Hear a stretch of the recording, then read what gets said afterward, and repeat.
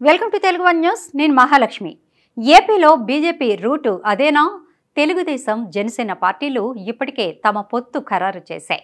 సీట్ల సర్దుబాటుపై చర్చలు కూడా దాదాపు ఓ కొలిక్కి వచ్చాయి. ఇరు పార్టీలు సమన్వయంతో క్షేత్రస్థాయిలో పనిచేయడం కూడా మొదలెట్టేశాయి. అయితే ఏపీ రాజకీయాల్లో బీజేపీ విషయంలో మాత్రం ఒక గందరగోళం, అయోమయం నెలకొని ఉంది.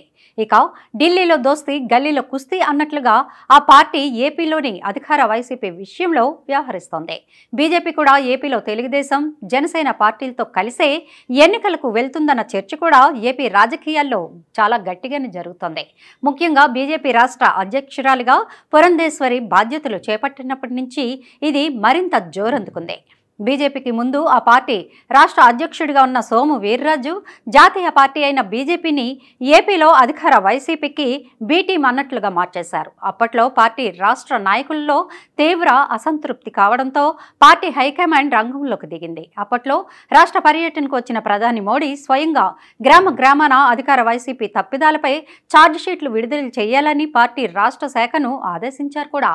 అయితే సోము హయాంలో మాత్రం వైసీపీతో బీజేపీ రాష్ట్ర శాఖ బాహటంగానే చెలిమి చేసింది. చివరకు సోము వీర్రాజును పార్టీ రాష్ట్ర అధ్యక్ష బాధ్యతల నుంచి ఓ ఫోన్ కాల్తో తప్పించేసి ఆయన స్థానంలో దగ్గుపాటి పురంధేశ్వరికి పార్టీ రాష్ట్ర పగ్గాలు అప్పగించారు. ఇక పురంధేశ్వరి బీజేపీ రాష్ట్ర పగ్గాలు చేపట్టిన క్షణం నుంచి జగన్ సర్కార్ ఆర్థిక అవకతవకలపై విమర్శనాస్త్రాలు సంధించారు. ఇక ప్రభుత్వానికి కూడా వరుస నివేదికలు అందించారు. దాంతో వైసీపీ నేతలు పురంధేశ్వరిని టార్గెట్గా ఇష్టారీతంగా విమర్శలు కూడా చేశారు. ఈ నేపథ్యంలో బీజేపీతో ఇంతకాలం కొనసాగిన జగన్ రహస్య మైత్రి భగ్నమైందన్న వార్తలు కూడా వచ్చాయి.